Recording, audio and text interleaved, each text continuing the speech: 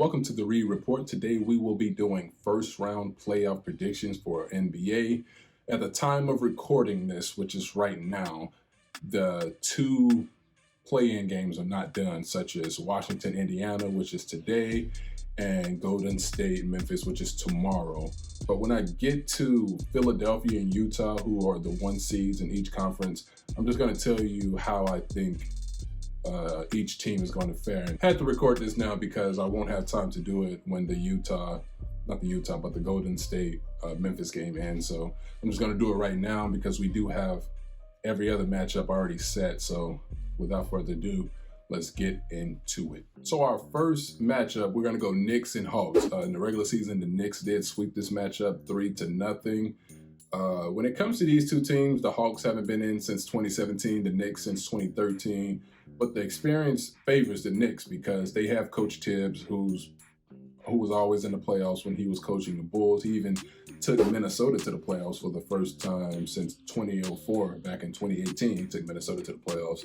And Derrick Rose, and they have Gibson. So they have the experience over the Hawks, and I'm going to take them to beat the Hawks in 6. Trae Young will be, of course, the guy who needs to get going for Atlanta if they're going to have a chance. They do have Bogdanovich as well, so they have some shooters, but the Knicks defense is so great that I don't think they're going to be able to get those shots off, in a way that's going to impact this series. But I'll give them 2 games. I think the Knicks will probably get up to a 3-1 series lead. Atlanta will take one more before the Knicks eventually close it out in 6. Knicks in 6. And then we got the Boston Celtics against the Brooklyn Nets. I'm not calling it upset. In this series, Brooklyn took all 3. Brooklyn's big 3 has only played 8 games together all season long. But I think that small sample of them being on the court was enough to show that when this team is clicking on all cylinders, it's going to be really tough to beat them. I know one team that could probably beat them. Or 2, or 3, or 4. I know a couple teams who could probably beat them, but that 8 small sample size is enough. Like, it was enough to show us, like, hey, this, James Harden will not disrupt things at all. In fact, a lot of people saying that he's the most important piece to this Brooklyn team. Boston may have the potential to take 1 game, but I'm going to take Brooklyn to win this one in 5. If Brown were around, they may have a chance to steal 2, but Tatum by himself, I know Brooklyn's defense wasn't good at first when James Harden first got there, but they really started to find their way a few games after. So I think Tatum is going to have to do too much, and his too much won't be enough. So I got them getting bounced out in 5. And then we got the Milwaukee Bucks against the Miami Heat. Whew. This one's going to be hot, no pun intended. Last year, of course, we know the story. Second round, Milwaukee got bounced out by Miami. Even before Giannis got injured, Miami was in control of that series. But this year is a different year. This is a different year for sure. Despite the fact that Miami did finish like 12-4 in their last 16, they just haven't been right all season. They've been under the radar, and it's not the type of the under the radar where you like, oh, people are sleeping on Miami. They have a great coach. They may have the best coach in the Eastern Conference or all the NBA, but I just see Milwaukee. They're a better team. They've gotten better, and I see them coming out with a total different urgency this time around. I don't think they're playing any games with Miami. I don't at all. I think last year is still on their mind, not in a demoralizing way, but we need that get back type way. I'm calling my first sweep. I'm taking Milwaukee to sweep this series against the Heat. It's going to be a hot series for I tried to be all creative and I got tongue twisted. It's going to be a hot series for Milwaukee, and they're going to cool down the Heat. Anyway, yeah, I got Milwaukee in 4. And then our last series of the Eastern Conference, we got Philadelphia versus either Washington or Indiana. It doesn't matter who wins that play-in game between Washington and Indiana. I'm taking Philly to win over either squad in 5.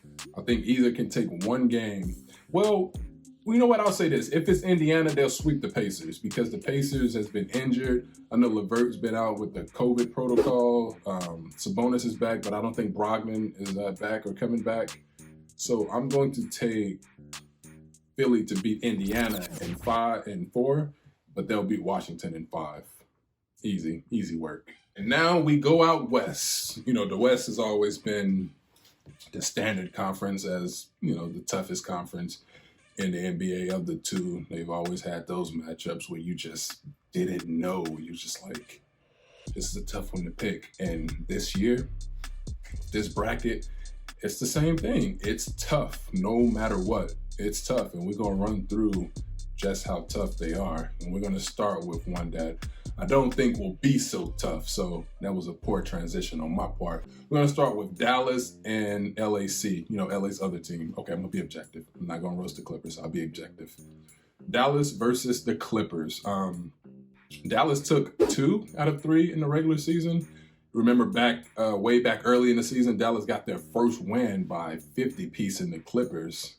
And it was just like deja vu from last year in the bubble when Dallas took 2 in the first round from the Clippers, and then the Clippers blew the 3-1 lead, and everybody was all over the Clippers after Dallas 50-pieced them. These Clippers are a better team. They're better. To me, Dallas is just all Luka. It's all Luka. It's Luka or nothing. I don't know Porzingis' status. Even if he does come back, maybe they could take 2, but since I don't know, and from what I have right here, right now, I'm taking the Clippers to win this one in 5. Luka will get them 1 game against the Clippers. That's all I see. That's how it's going to play out. The Clippers have to come out with a different, you know, energy because they could have very well have lost in the first round to Dallas last year. And then they found themselves up 3-1 against, you guys know the story, 3-1 against the Nuggets and lost. They have to have a different energy. There's no way they can lose this series and recover from this. Kawhi's out of there. PG's probably, it just won't be the same ever. It'll be every season we see the Clippers, we're like, whatever, they'll make the playoffs, but they'll be out.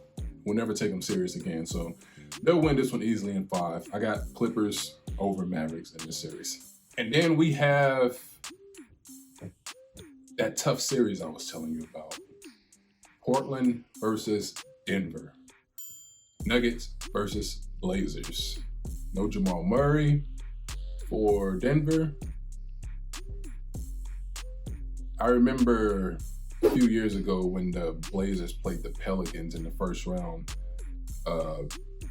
New Orleans lost Boogie to the ACL tear. And they went into the playoffs as a 6 seed, and Portland was a 3 seed. And surprise, surprise, Portland got swept by New Orleans. Swept like broom out of here. You can't lose this series, Portland. I know they don't have Murray, but the Nuggets, despite that, they are still a very good team. Jokic, I think he's going to win MVP. He's definitely my MVP. No disrespect to Steph, but Jokic is my MVP. But Dame, Dame has a track record of not coming up big, despite his big shots. They were not supposed to, in my opinion, I don't think they were supposed to beat the Warriors 2 years ago when KD got injured. It was Dame and CJ versus Steph and Clay, and they got swept. I said Warriors in 6, but they got swept. So, and that made them look really bad, especially coming off being swept by, you know who I'm talking about. We just talked about it. New Orleans. Being swept by New Orleans. And then you had that. And then last year, they were not a true 8 seed, blah, blah, blah. And, the Lakers did to them. But they have to win this series. And I think they will win this series. And this one is going to go the distance, though, because Denver is still a really good team and a tough outing. I'm taking the Blazers in 7. Blazers over Nuggets in this series. Portland cannot lose this series because few people have been saying that they're a championship team and picking them to make the finals. Guarantees. But we'll see. They have to win this series, though. They lose it. I mean, if they lose this series, they're eliminated. But it's like you can't continue to come up short in games like this, in series like this, Dame. They have to win this series. That's all I gotta say. Blazers in 7. And then we got the Lakers versus the Suns. Hot. Let's be objective because you're looking at a Laker fan right now. So in this regular season series, Phoenix took 2 out of 1, but that one that they lost is one that got everyone talking because they got beat easily by the Lakers, a couple weeks ago. Lakers didn't have LeBron, they didn't have Schroeder, they had AD who went off, and the Suns were in position to lock up the 1 seed and possibly not even be in this position to be playing the Lakers. They could have been the 1 seed waiting for Golden State or Memphis, while the Lakers are playing a much deeper, much better Utah team. But they came up small in the last few games, and now they find themselves as a 2 seed and underdogs against these 7-seeded Lakers, who we know are just 7 seed by position alone, if I'm being honest, not by true talent or, what. This is not really who they are.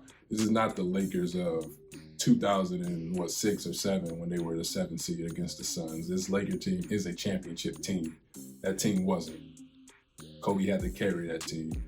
But nobody's giving Phoenix a chance in this series. And if I'm being honest, Phoenix and Utah are probably the 2 most disrespected top seeds that I've ever seen. That's just me. You comment, tell me what you think. Have you ever seen 2 top seeds more disrespected than the Suns or the Jazz? But nobody's giving Phoenix a chance in this series because they're so young. They have CP3, but that's it. No one else has been to the playoffs like that. Me personally, I'll give them 2 games. I think they're gonna lose the series. And of course, we make these predictions and we do these things based off, not thinking about who's going to get injured, blah blah blah. But if all is well, the injuries, I don't care about the Lakers' chemistry. They've had more than enough time to get that together. They need to fix a lot of issues. AD need to get in the paint, stop shooting jump shots, and just go torture these dudes like we know he can. Lakers are the better team. It's just that simple to me. A lot of people are hesitant to give Phoenix even 2 games. I'll give them 2, but some people are saying 5. I don't see them getting swept. As last I checked the line for game 1, they are the home favorite by 3 against LA, but I got the Lakers winning this series and advancing. Phoenix had a great year. They showed us what they were going to become last year in the bubble, going 8-0. And they followed up on it. So they just have to improve and get more experience and get another key player. I mean, Chris Paul won't be there forever. He won't be there forever, but I got Lakers in 6. I'll give Phoenix 2 games. And then the last series we're going to talk about today, we got the 1-seeded Utah Jazz against either the Grizzlies or the Warriors. Personally, I think it'll be Golden State. That's just my prediction for the play-in game against Memphis tomorrow. But like I said, Utah and Phoenix, 2 most disrespected top seeds. Utah's a really deep team.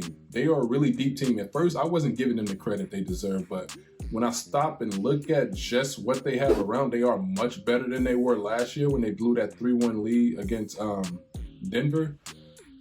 They are a much better team this year, and they're probably the deepest team in the NBA. They have shooters.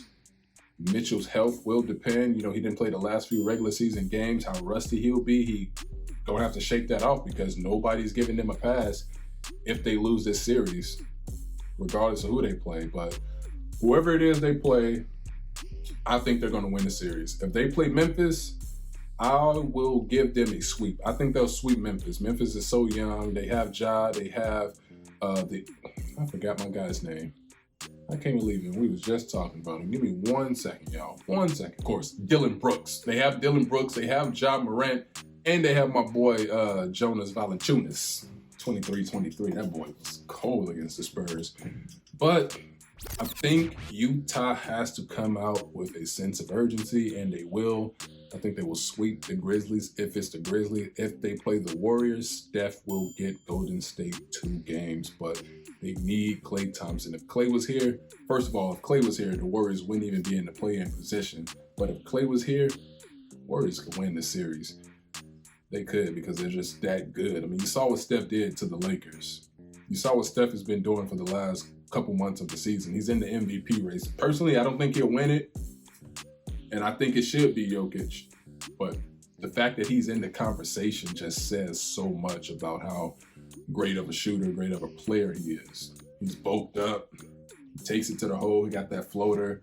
When he hit that floater against the Lakers, I was just like, oh, here he comes. But I'm taking Utah to win against Golden State in 6, and if it's Memphis, I think they'll sweep Memphis.